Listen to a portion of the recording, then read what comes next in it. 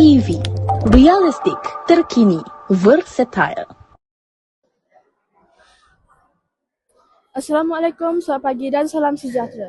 Saya Fatin Nadira, Wakil Wartawan TV PSS SMK Saribas.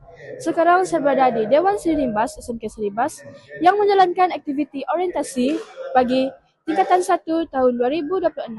Jom kita saksikan apa yang berlaku pada 3 hari orientasi ini.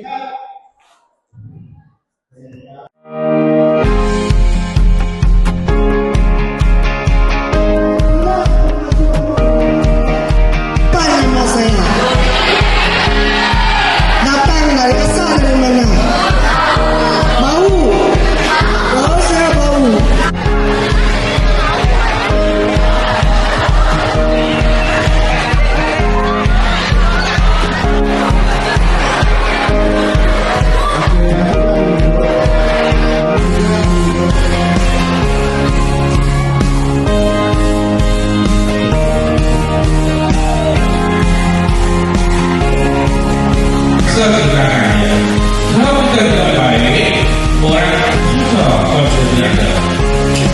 Jadi buat dengan kamu jadi seorang yang kaya, kamu benar-benar satu selama-lamanya.